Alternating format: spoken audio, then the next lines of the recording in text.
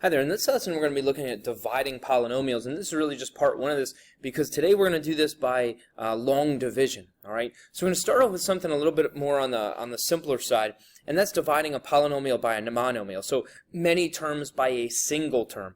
And to do this, we're essentially just going to use our distributive property, and really our distributive property applies here because division and multiplication are technically the same thing. So when we have a number being multiplied on the outside of parentheses, I multiply it by everything that's inside the parentheses. That's our distributive property for multiplication.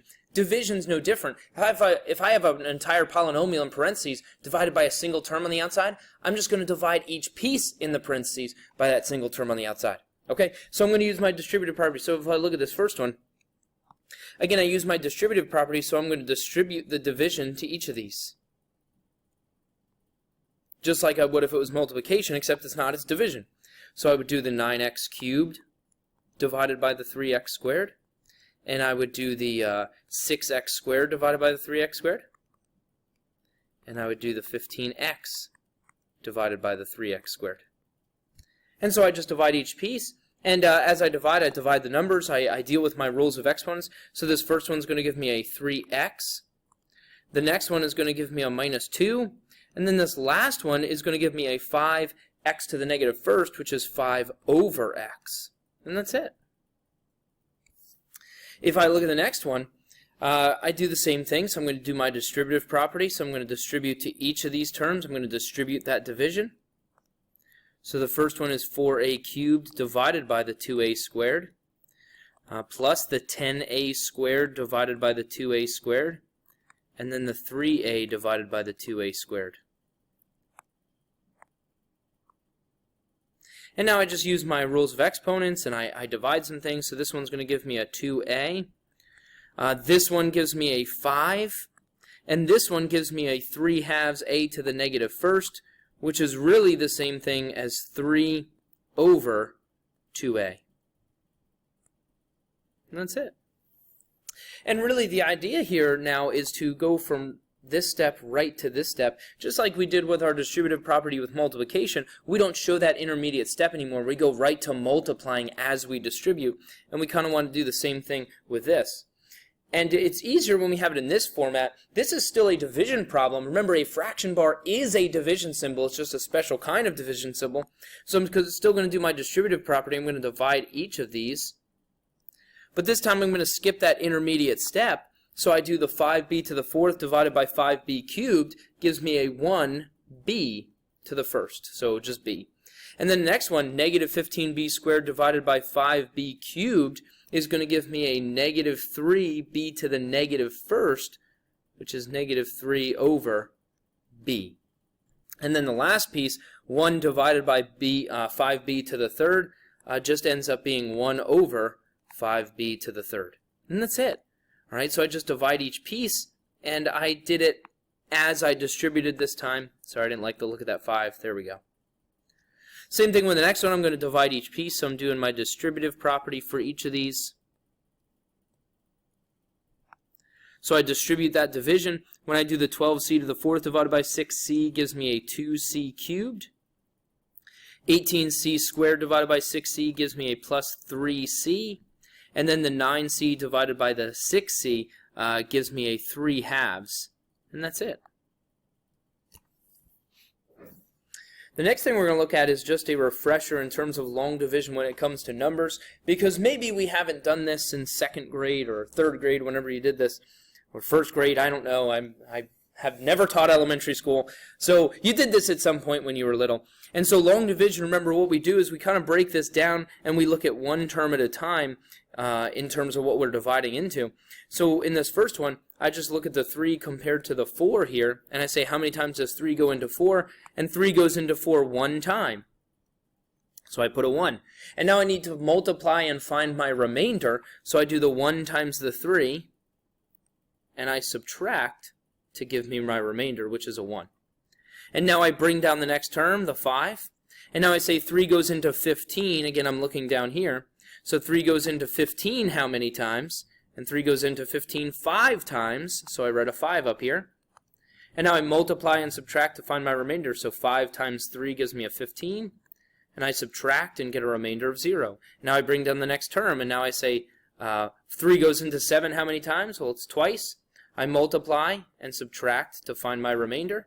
And now I bring down the 18. I say 3 goes into 18 6 times. I multiply and I subtract to find my remainder, which is 0. So I find out that this one divides evenly. It's 1,526. And that's it.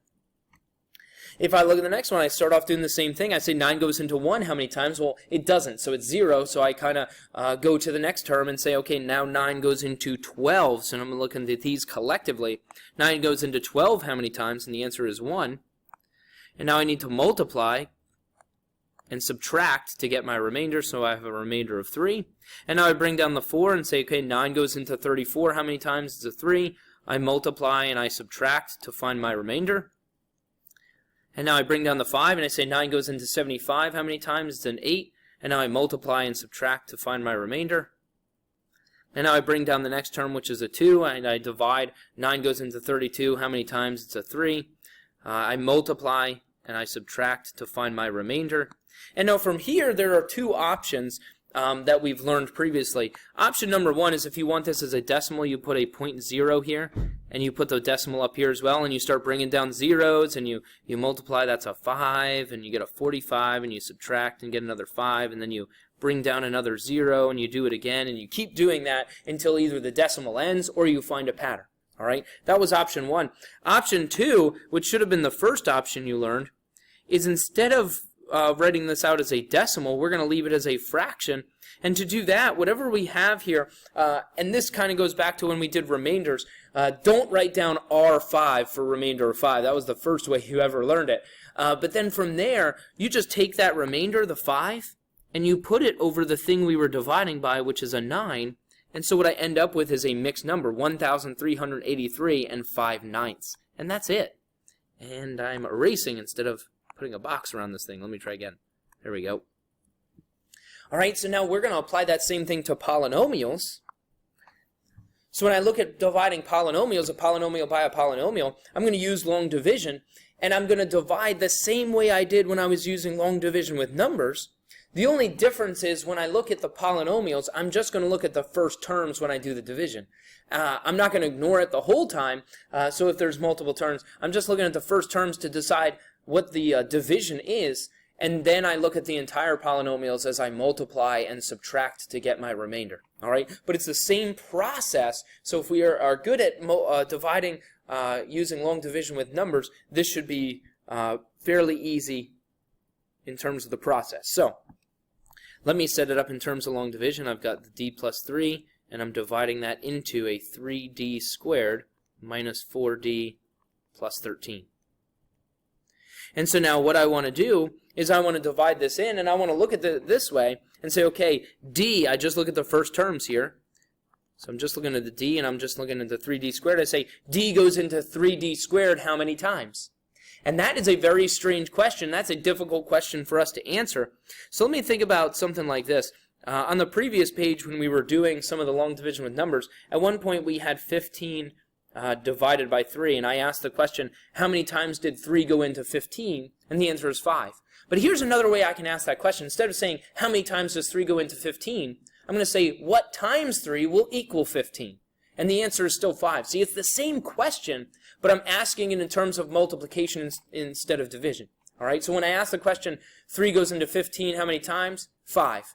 3 times what will give me 15? 5. It's a different way of asking the same question. In one instance, I'm asking it in terms of division. The other instance, I'm asking it in terms of multiplication. So apply that same thing here. Instead of thinking about this in terms of division, instead of saying d goes into 3d squared how many times, let's ask it in terms of multiplication. D times what will give me a 3d squared? And that's an easy question to answer. The answer is 3d. And now I do the same thing that I would normally do. I multiply. I take what's up here times what's out front, and I write it underneath here so that I can subtract and find my remainder. And just be careful, if I want to do 3d times d plus 3, I have to use my distributive property, and it gives me a 3d squared plus 9d. And now I want to subtract. And be careful when I subtract here, I'm subtracting this whole thing. So I'm doing 3d squared minus 3d squared. and then I'm doing negative 4d minus 9d. All right, and there's a lot of places to make sign errors here. My recommendation, let's change this to adding the opposite. Adding the opposite.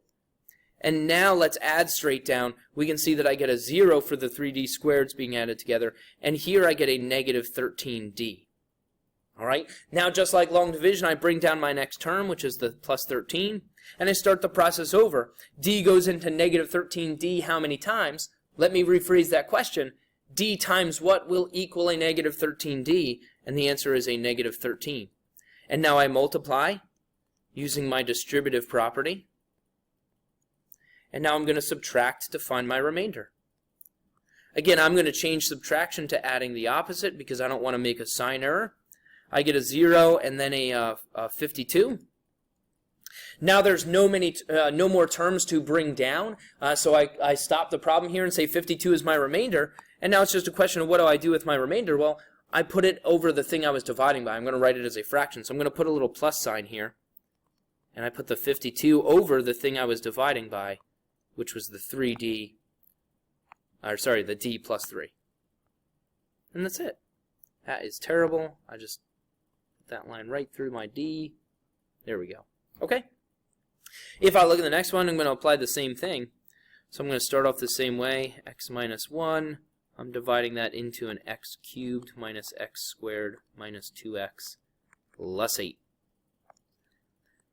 And so now I look at the first terms. I say x goes into x cubed how many times? If I rephrase that, it's x times what will give me an x cubed? And the answer is an x squared. And now I multiply using my distributive property. And now I'm going to subtract. Sorry, I've been doing this in red, and I want to keep doing that. So we can see that subtraction, which I'm going to change to adding the opposite. I add straight down, and what happens here is I get a 0. So I get 0. I'm actually going to write it, though, as 0 x squared. Well, I guess I really don't need to write it. But really, since I get a 0 there, now I just bring down the next term. And if that 0 being in your way here, or 0x squared, if that bothers you, because we don't want to think about that thing, there's no point of trying to divide into that, so let's just get rid of it. And then what a lot of people like to do is they like to bring down all the terms, so I'll bring down the 8 as well. And now I start the process over. X goes into negative 2x how many times? Or I should say x times what will give me a negative 2x, and the answer is a negative 2. And now I multiply using my distributive property. And now I subtract, which again is the same as adding the opposite. That gives me a 6. And there's no other terms to bring down. That's my remainder, so I put a little plus sign, and I put the 6 over the thing I was dividing by, which was the x minus 1. And that's it. The place this becomes just a little bit tricky is if we're missing some terms in descending order. So here's what I want to do, just as a general rule. If we're missing terms in descending order, we have to put zeros in their place. And what that does is it lines everything up for us in terms of like terms and makes these much, much easier. And when we get to the next thing, which is synthetic division, you have to put zeros in their place. See, here is not technically necessary as long as you understand combining like terms and how that works. It just makes it much, much easier in this situation. But in the next situation we'll discuss, you have to do it. So we want to get in that habit now. So I'm going to put zeros in for missing terms. So when I look at the two things that are being divided here, on the outside I've got a 3x minus 1. That's not missing any terms in descending order. I've got an x to the first and then an x to the 0 essentially. So the 3x minus 1 is fine the way it is. Then when I look at the 18x cubed minus 8x plus 2, something's missing in descending order. I'm missing the x squared term. So what I do when I write this down, I say 18x cubed, and then I say plus 0x squared minus 8x plus 2. I put a 0 in for my missing term. And the easiest way to think of this is I like to think of it like you're saving a seat for your friend. All right? If you're at the table and you don't save a seat for your friend and that friend shows up, they're going to be pretty angry with you. And they might not want to be your friend anymore. So what you do is you save a seat for them because you think, you know what? I think my friend's going to show up and I want a place for them to sit. So that's what I'm doing here. I think my buddy x squared is going to show up at some point. So I want to make sure that I save him a seat. All right? So that's what I've done. And now I start my division process the same as I did before. Oops, let me get rid of that. So 3x goes into 18x cubed how many times? Again, 3x times what will give me the 18x cubed? And the answer is a 6x squared. And now I multiply using my distributive property, and watch what happens. I get 18x cubed minus 6x squared. My buddy x squared just showed up, so it's a good thing I saved him a seat. All right? And you can see that if I didn't have my 0x squared in here, when I go to subtract, see here when I go to subtract, it's easy. Change it to adding the opposite, and it gives me a 6x squared. But if I didn't have that 0x squared there, the 6x squared would be stacked on top of the negative 8x, and they're not like terms. Okay? I've got two people sharing one seat. They're going to have to sit on each other's laps, and that's not comfortable for anybody. All right? So we want to save that person a seat so that when he shows up, we have these things stacked properly and we can combine like terms. And now I'm going to bring down the other terms. And now I start over. I say 3x goes into 6x squared how many times? Or 3x times what equals 6x squared? And the answer is a 2x. I multiply using my distributive property. And now I'm going to subtract, which is the same as adding the opposite. When I do that, it gives me a negative 6x plus 2. And now from here, 3x times what will give me the negative 6x? It's a minus 2. I multiply, that's a negative 6x plus 2. And now I subtract, which is the same as adding the opposite. And when I do that, I end up with a 0. And what that means, it means that there's no remainder, but more importantly than that, it means that this thing divided evenly. And so when you think about how things dividing evenly, so this is my answer. But now think about this in terms of factoring. If you look at just this original guy right here, this 18x cubed minus 8x plus 2, if I asked you to factor that, we don't really have a method for factoring that thing. I can't factor it. But through long division, we should be able to see the two factors here. If I write the factored form in this thing, if I were to factor that trinomial up there, it ends up being a 3x minus 1 times 6x squared plus 2x minus 2. See, I can see my factored form because 3x minus 1 divided evenly. It means it's a factor of that trinomial. And when I divide that 3x minus 1 out, it leaves me with my other factor. And that's what factoring really is, remember? Factoring is just dividing out. So if it divides out evenly, I can write this thing in factored form. And that's important to understand for later. Okay, so be aware that factoring is just dividing out. Long division can help us factor these trinomials that we previously didn't know how to factor. Okay? If I look at the next one, I'm not missing any terms in the y squared minus y plus 1, so I'm just going to write that guy down.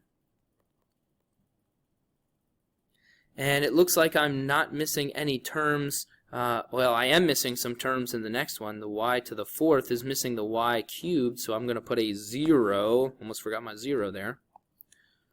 A 0y cubed, then the plus 2y squared, the minus y, and the plus 5. Okay? And let me move this thing. Let me scoot this guy down just a little bit because I have a feeling I'm going to run out of space up top. And now I go ahead and start doing long division. Y squared goes into y to the 4th, y squared times, okay, or what times y squared would give me y to the 4th. I multiply using my distributive property, that's y to the 4th, minus y cubed plus y squared. And now I subtract, which is the same as adding the opposite. Gives me y cubed plus y squared minus y and the plus 5. We're just going to tag along for the ride. Y squared goes into y cubed, y times. So y times that, I multiply out using my distributive property.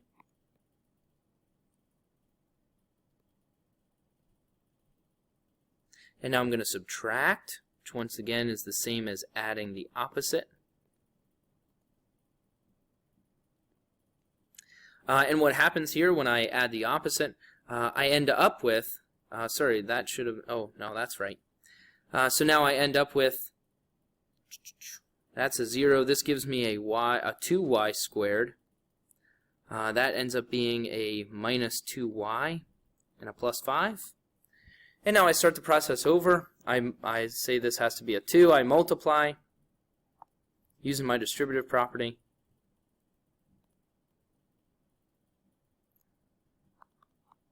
And now I subtract. Again, that's the same as adding the opposite. And what happens here when I subtract, it looks like I'm just left with a 3, unless I made a mistake somewhere. Let me double check it.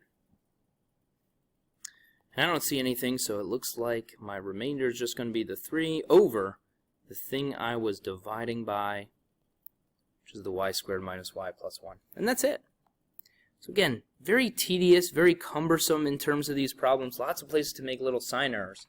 But as long as you're really careful, you go step by step and change that subtraction to adding the opposite, we should be all right. Okay?